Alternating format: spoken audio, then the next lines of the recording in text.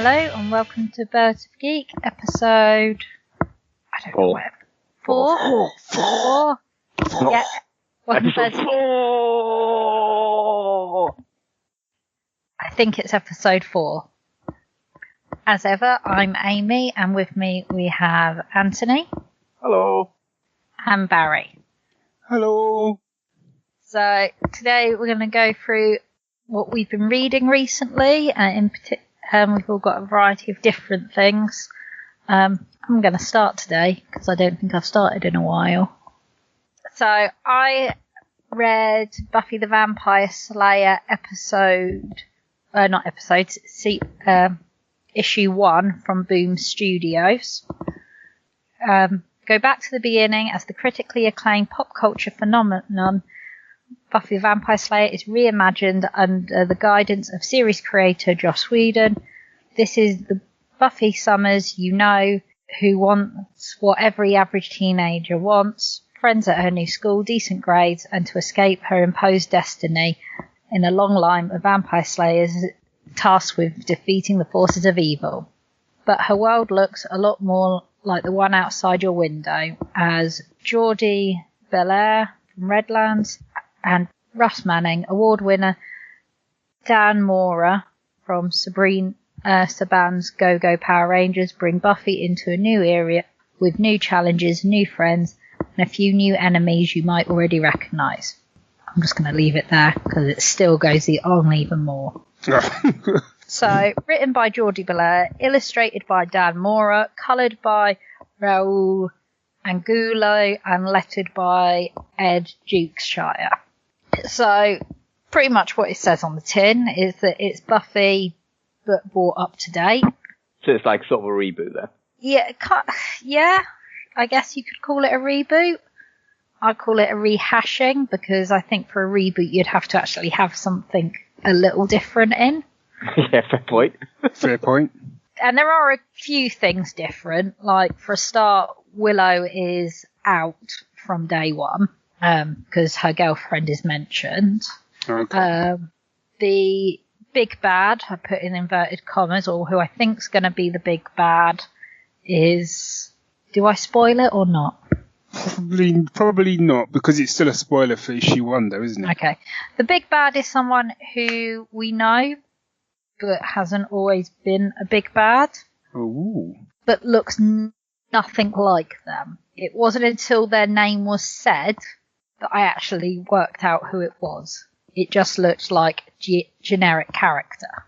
And so I had no clue who it was. I just thought it was generic person. But it turns out it is actually a character. The likenesses for Willow, Xander, Giles in some panels, and Buffy in pretty much every panels is spot on. Some panels, the expressions just aren't Giles properly enough. So they are meant to be like Sarah Michelle Gellar. Oh yeah, it is clearly the same actors. Okay.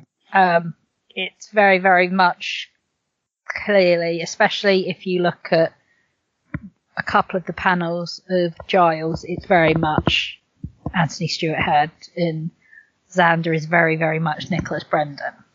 So I was hoping for more different. Personally, it was like, if it is brought up into the new modern age, why are they passing notes in class rather than sending a text message? Maybe they're not allowed to phones in class. Yeah, but even so, kids, trust me, kids still try it on. Yeah, because you're a teacher. Yeah. Thanks for clearing that up for people who didn't know. Yes, I know. I have confiscated enough phones to know that kids still try it on. Please tell me you hit them with a hammer. No, we're not allowed. But also what they do is they will send each other emails that go to their smartwatches. So they will look like they're typing and doing their work, and then you see someone's smartwatch lights up and it jigs up. They all get caught out and told off because they're sneaky. But yeah, so it kind of lacked any technology that like would bring it a bit more up to date, other than Xander's clearly on a computer that's clearly Apple computer. There's a good nod to Firefly in the background, which is nice. But it's good. I think it'd be good for someone who's wasn't as invested in the original series. So like actual Buffy. If that makes sense. But then I don't know if anyone who hasn't watched Buffy would read it. Right. It's an odd one. Because I think anyone who's reading it will be, as a fan, is just kind of like, oh yeah, so Willow's already out and Buffy's got a part-time job from day one. Those sorts of things. So is it a case of it's not really bringing anything new to the table then? No. And, the artwork is good. Mm-hmm. The artwork is nice, but it feels like it's lacking something, but I don't know what. Sort of marketed a bit weirdly, because like you say, cause the blurb you read, it was all about, the original, this is Buffy, from the TV show, and the artwork's all that. But as you say, like, someone who is invested in the show has got the show, and they don't want to see, fair enough, seeing other adventures set at that time. But kind of, it's a bit weird to kind of bring it to the modern day. Yeah, and I think especially if you're a fan of Buffy, generally you're going to want to read Buffy season 8 and 9 and so on. The continuation comics, which are really, really good. Yeah. So why would you want to read the modern day? I'm just really confused. Do you think it would have worked better maybe if they hadn't have gone for the likenesses, and if it had been like, for want of a better word, like just they'd have been just sort of like almost original characters in those roles, and not being the actors, so to speak. Or if they'd just done something called Vampire Slayer and it was a whole new Slayer. Yeah, I was going to say set in the Buffy universe. Yeah, I was just about to say that is that the problem with, if you're going to call it Buffy the Vampire Slayer, really people are going to assume that Buffy's going to look like Sarah Michelle Gellar. Like you said, Zan's got like Nicholas Brendan and so on and so forth. So if you were to go down the road of making them look nothing like the actors and actresses, it kind of might as well be doing something different. Yeah, because it falls apart then. Because then you'll get flack of people just going, well, that looks nothing like Buffy.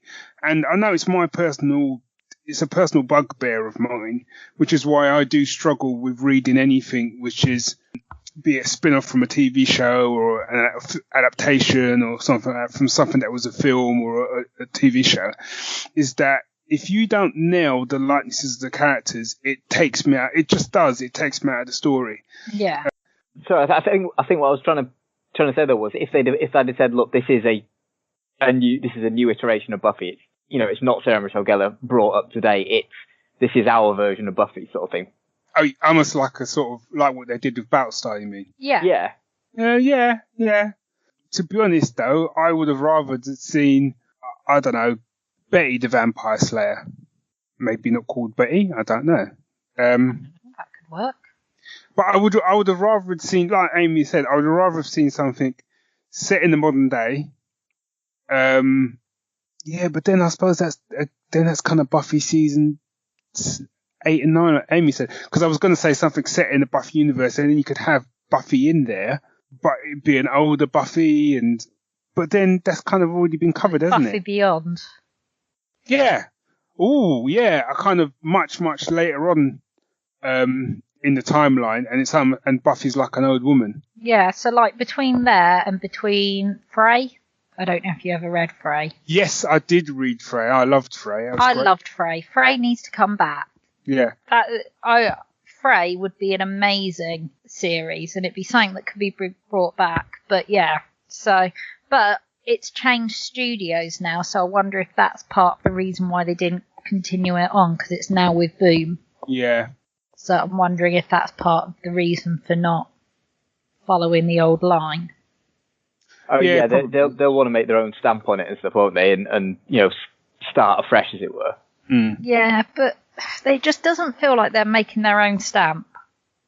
Even if they'd added in like an extra new friend into the Scooby gang at issue 1, that would have made a difference. but the fact that the Scooby Gang starts off as Willow's and Buffy from issue 1. So, question for you: Is Dawn in it from day one, or is Dawn not in it? Not as far as I've seen. I was just wondering, what they did there. I've seen Joyce. I've seen a vampire character who I think I know who they are, and the big bad who I know who they are. But yeah, I haven't seen Dawn. I haven't seen Cordy. I haven't seen Oz. So yeah. Yeah, I think it almost sounds like what he's trying to do, and I know it's a bit of a weird, it's almost a bit of a paradox really, because it sounds like what he's actually trying to do is appeal to a brand new audience who's never read Buffy before. Yeah. By starting it again from like issue 1 and like, you know, and we meet her again at the beginning of like her career, for want of a better word. But then at the same time, it's trying to trade on people's love of Buffy to bring in old school people like us. But it doesn't really work for me, because even when you mentioned Joyce, I'm like, but I know what Joyce's journey is. Yeah. So you kind of lose me straight away, taking me right back to the beginning when I don't want to say anything. I know Buffy's been out for a while, but I don't want to say anything. But do you know what I mean? It just feels a bit weird.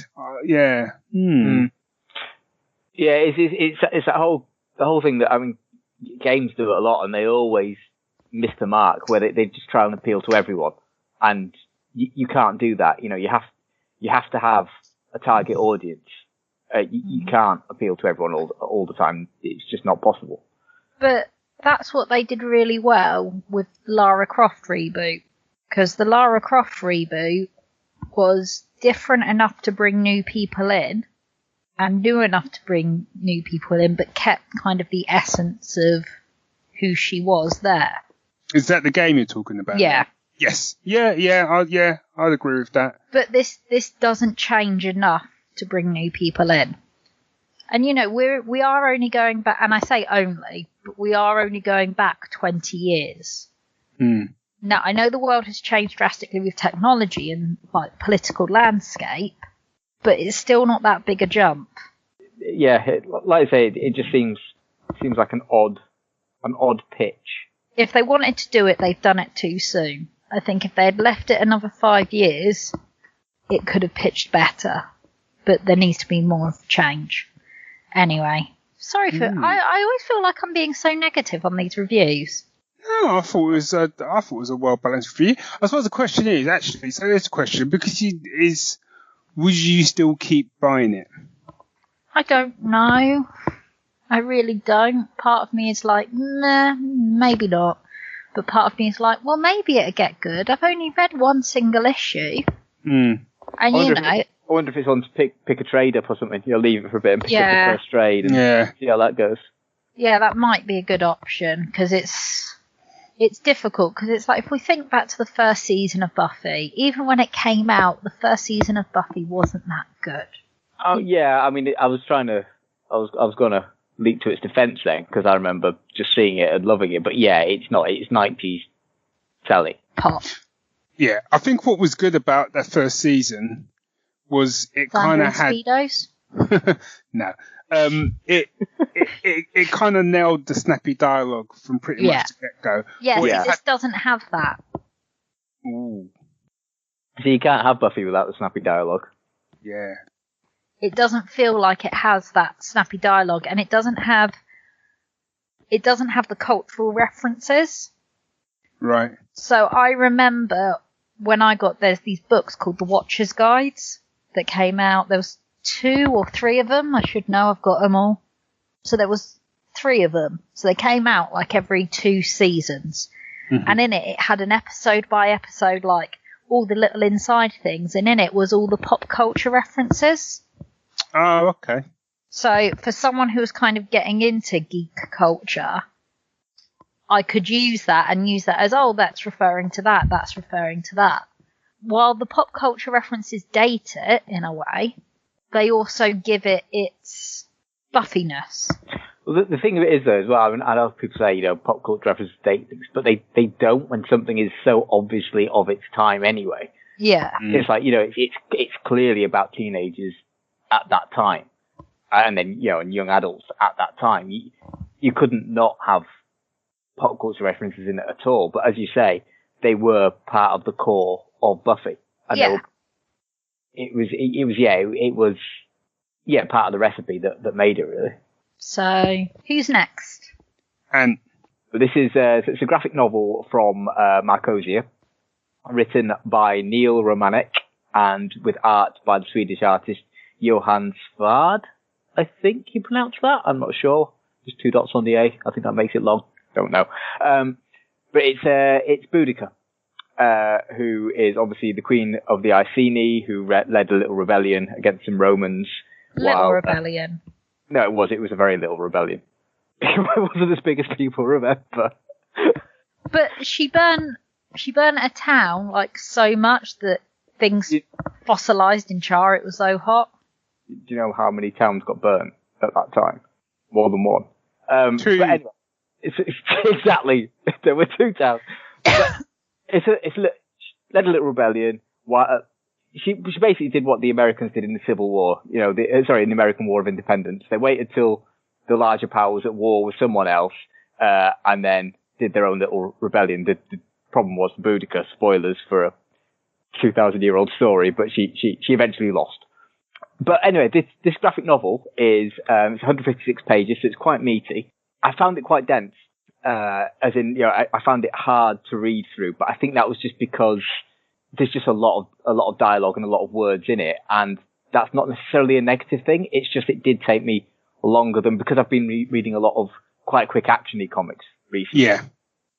It took me a while to get back into that slower way of using the medium, really. And as I was reading it, I was thinking, I'm not sure if I'm enjoying this or not, but the more I've sort of reflected back on it, I kind of think more positively of it. And at some point in the future, I'm not sure when, I do want to go back and read it again. So historically, the historical parts of it, actually pretty good. I did have to look up stuff afterwards because my sort of knowledge of Roman periods is not particularly great. I know enough to know that the Boudicca we saw in Rise, Son of Rome, the amazing historical game that launched the Xbox, was not an accurate representation. What gave that away? Was it the elephants? Yeah, I mean, charging through the gates of Rome on the back of an elephant was yeah. I mean, it was awesome. Fun times. It was awesome, but not exactly the most historical of representations. But this is pretty good. It's kind of like, I did have a research, and because I was getting a bit confused, kind of like, because it's a big focus of the story is obviously that Boudicca's rebellion is happening at the same time as the Roman legions are essentially invading. Well, they keep saying Wales. It wasn't Wales at the time, but they're invading what will become Wales, and specifically Mona or Anglesey, which is where I was born and brought up. So I've always had a little bit of knowledge about that kind of that side of the UK.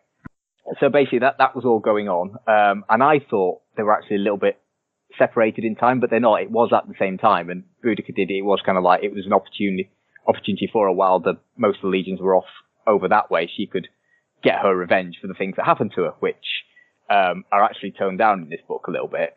The other thing that's quite interesting about this is, do you remember what's his name? Is it the Lindo man?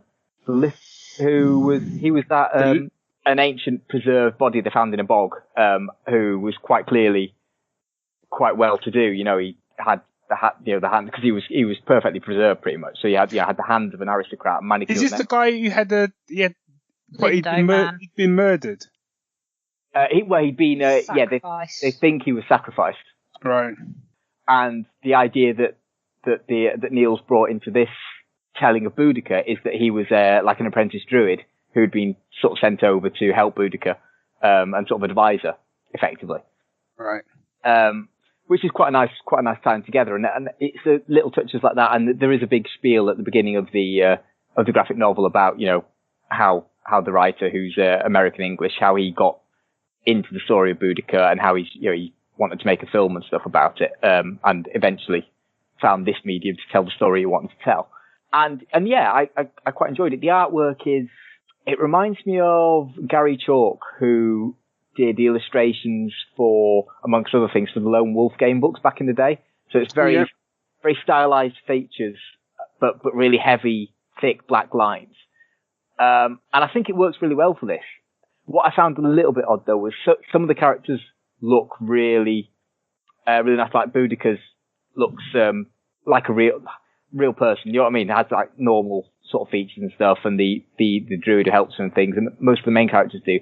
But then particularly the Romans, they're all very stylized to look, they almost look like monsters kind of thing, which is quite clever because it is usually like it's either like the really extreme sort of Celts or the Romans who have got these faces that just don't look natural, but they're very consistent. So it's not like it's just in the odd panel people look odd. It's a very deliberate choice by the artist and I'd imagine the collaboration with the writer, probably to make it almost like in a 300 style to make them seem like more than they are, I guess.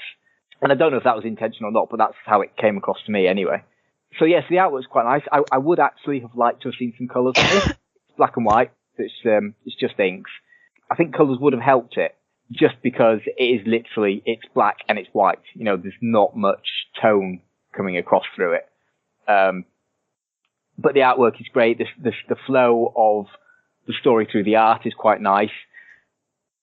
The writing, not so much. I did find myself a little bit kind of like, how much time has passed between scenes, and when the cuts between scenes were a little bit rushed, for want of a better word. It's kind of like one panel ends one scene, the next one starts. There's no kind of like meanwhile in Iceni or meanwhile on Mona or whatever. There was no transition, I guess, between scenes a lot of the time, which didn't help the flow of it. But that's relatively minor. I think the work is pretty solid, and it's, as I say, sort of from a historical point of view, it's not terrible, and it's probably as good a telling as we're going to get, historically, because obviously we don't know all the facts of what went on at the time.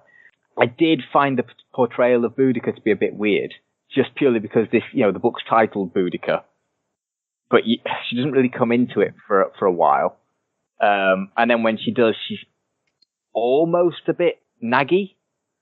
She doesn't come over well, and there's no real feeling for me as to why everyone suddenly starts to follow her. Okay. There's kind of, she has a moment where after bad things have happened, she goes off into the woods and sort of, either in her head or in reality, whatever the mystical side of it, however you want to read it, she kind of encounters one of the Celt goddesses and comes back almost not possessed, but kind of, incited by them sort of thing. But there's no real indication as to why everyone suddenly just starts following her. And it's not just the Iceni. There are other tribes that join her, and this, that also happened in fact. The other thing that I found a little bit hard to rationalize was both the Druid and Boudicca. They sort of travel across to Anglesey and back again.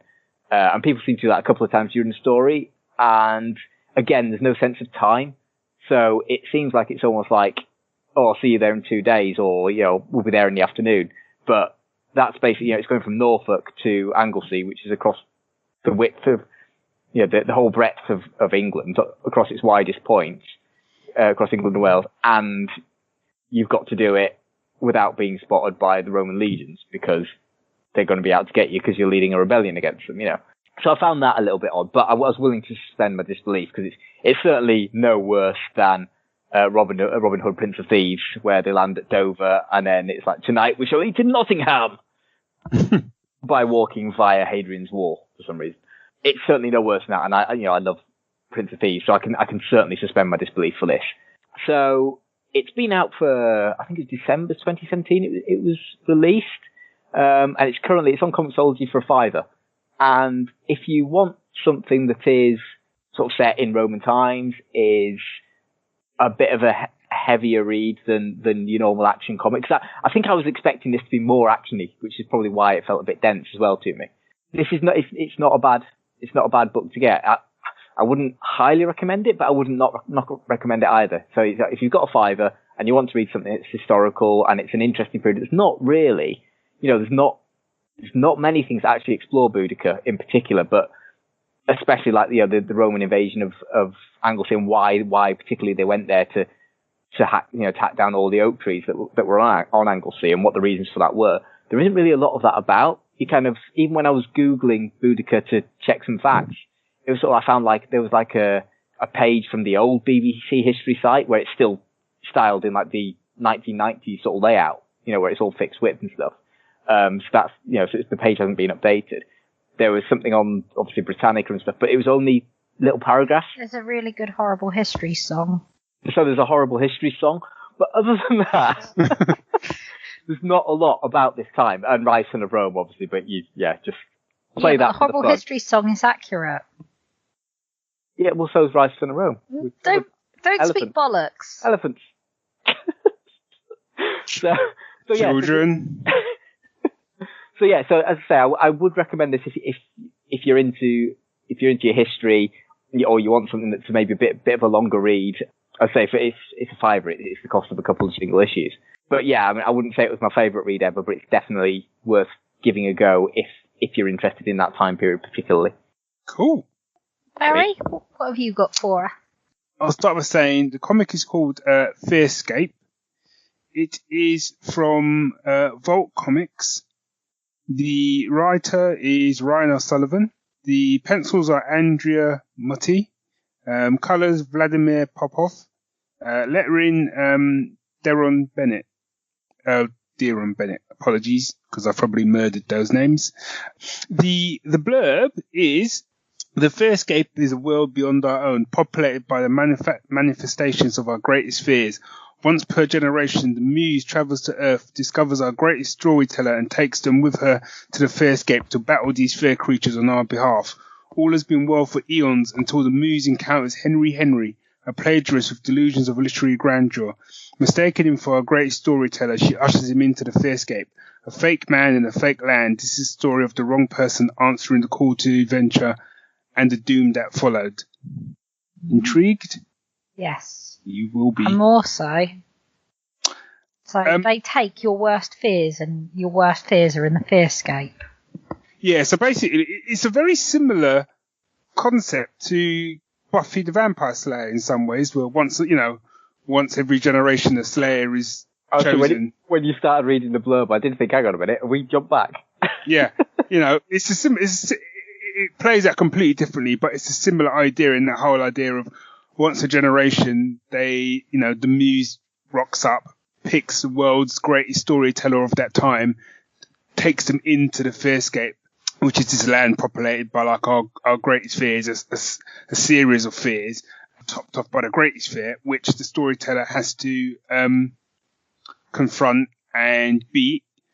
And then, the world goes back to normal, and then we wait for the next storyteller.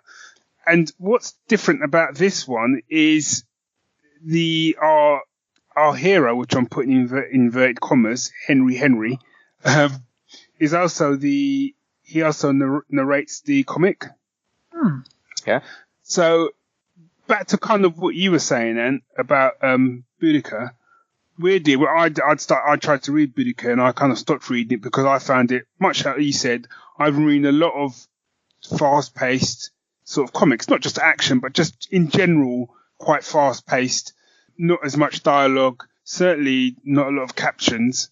So when I started reading Boudicca, it kind of felt quite overwhelming to begin with, and I thought, actually, I'm going to put this to the side. I'll come back to it when I've got more time to sort of properly invest in it.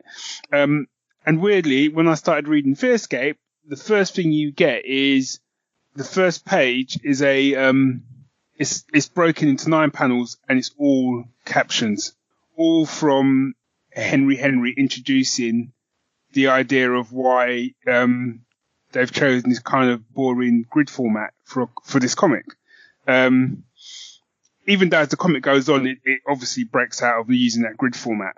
But I read that page and I nearly closed it. I nearly thought, this seems a bit much. I don't know if I'm going to like this. It seems really, and for want of a better word, I didn't really like what the guy was saying. It seemed really overblown. And I was kind of like, I don't want to knock this Ryan O'Sullivan bloke, but his writing's a bit really, really over the top. I mean, dial it back a bit, dude. But then what I realised as I was reading the comic is actually Ryan's a brilliant writer because it's all intentional. Because obviously what you realise is it's all written from the point of view of Henry. So unreliable narrator sort of thing. Yeah. And the idea that he believes, I know we often, and I often talk about the concept of imposter syndrome, but here's a guy who is an imposter, for want of a better word, but doesn't believe that he is. He believes he's the world's greatest writer. He believes he's fantastic. So the way he narrates this story is so over the top and overblown, and everything is from his point of view, to the point that there are certain bits where characters are talking, and what they do, which is really clever, but quite jarring to begin with. And if you don't know what you're letting yourself in for, you actually think the letter has placed the captions in the wrong places. Okay. Because what they do is, I'm just trying to find a bit so I can have it in my mindset, where someone will be kind of talking to Henry, and you don't see all of the dialogue because there's a massive caption box over some of it. And it's Henry kind of talking in that caption bit. And he's kind of talking over the top of it, kind of. Exactly. And it's almost like he's kind of translating for the audience.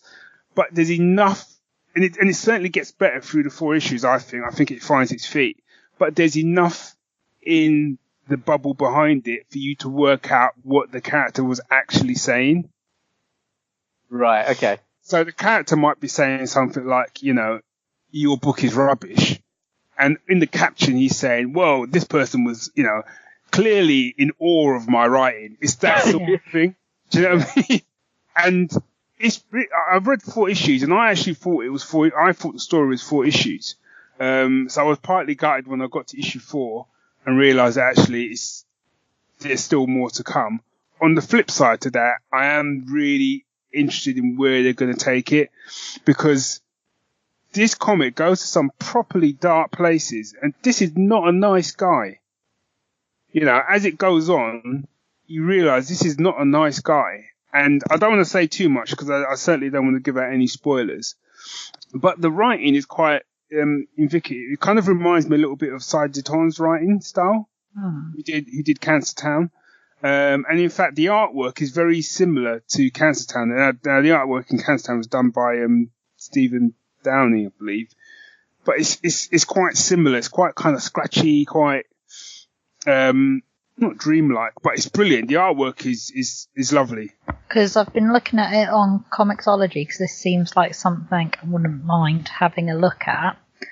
And looking at the what's inside, some of the styles is almost a bit Sandman-esque. Yes. Like some of the artwork, one of the pages on issue 2 looks very much Sandman-esque with like the shadows and that, which I love. So. And I think one of the things, as I said, it's quite, because he's such an unlikable character, it's quite tough to kind of stick with it in sometimes. Yeah. But I'm choosing my words carefully. As the story progresses, I think there's stuff that's happened to him that is obviously informed where he is now. But he's so wrapped up in his self-delusion, he can't see how that could have affected him. Yeah. And I think because like my wife works in sort of therapy or whatever, she has this thing about she says there's some people lack I think she called it self-reflective reasoning. I can't think if that's the term she uses, but it's this ability that when you have an argument with someone and you shout and you scream at that person, that once you've had a chance to think about it, you realise that why you were actually shouting at that person had nothing to do with that person. It was some deep-seated thing that you would actually need to get out of your chest. Yeah.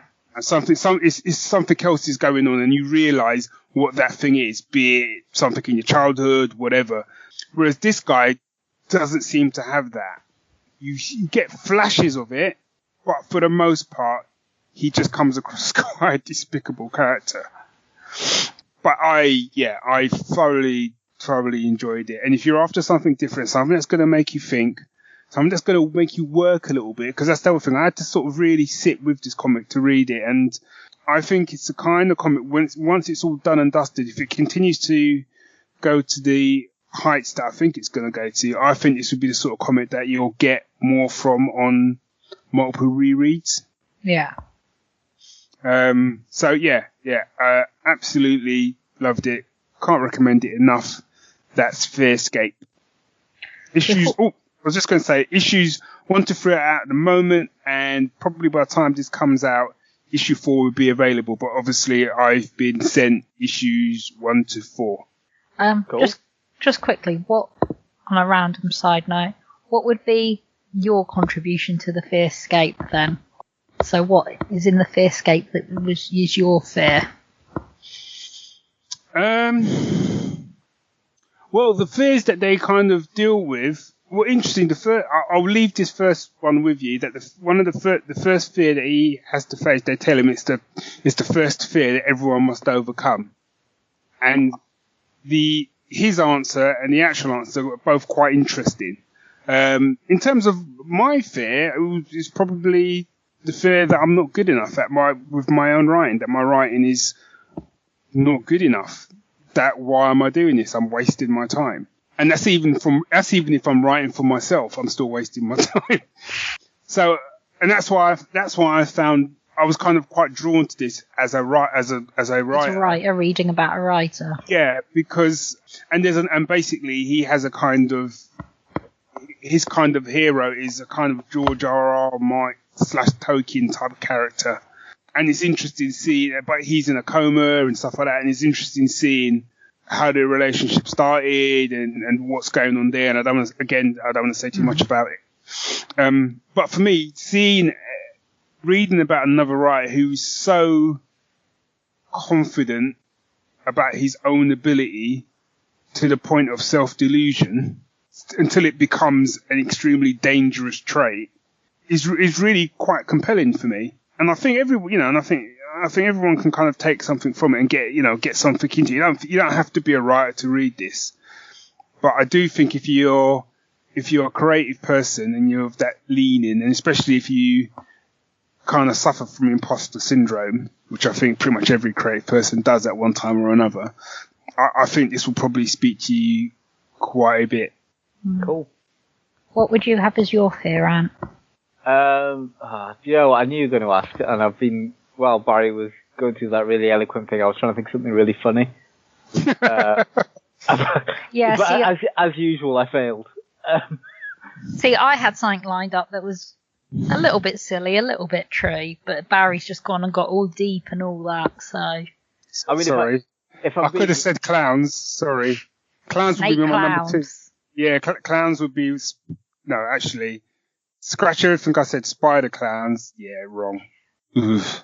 Yeah. I think, to be honest, when you delve down to the many issues that I have, at their core is probably that, as Barry says, that imposter syndrome and that fear of not being good enough at anything and in all elements of my life.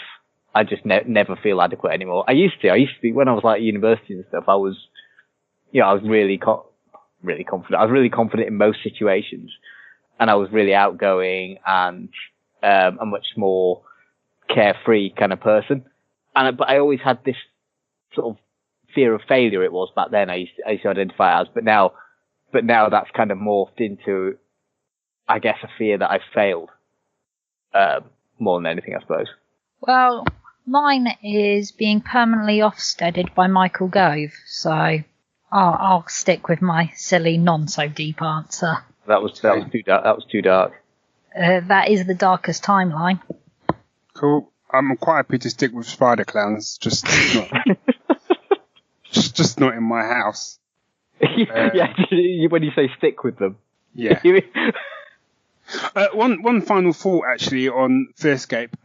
If people have read the stuff that's been put out by Improper Books, like Porcelain, I think you'd like Fearscape. The art style is very different, but that idea of almost like a really, really, really dark fairy tale like story. I think it's they're swimming in similar waters. Cool. Yeah, that's me done. Awesome. Right, shall we finish it here then? Yep. Stick a fork place. in this jacket potato. I'm done. Okay, well, thank you everyone for listening to Birds of Geek again. We will be back soonish. No promises on time, just soonish. If you want to contact us, you can find us on Twitter, Instagram, Pinterest, or just our website, geeksyndicate.co.uk. That is our website, isn't it? Yes. Jolly good. And we'll see you again soon. Bye. Cheerio. Take care all. Oh! That's what episode this was. Right, thanks. Not to be confused with For the Thunder God. No, Or for like you when you play golf. Yeah. Bye.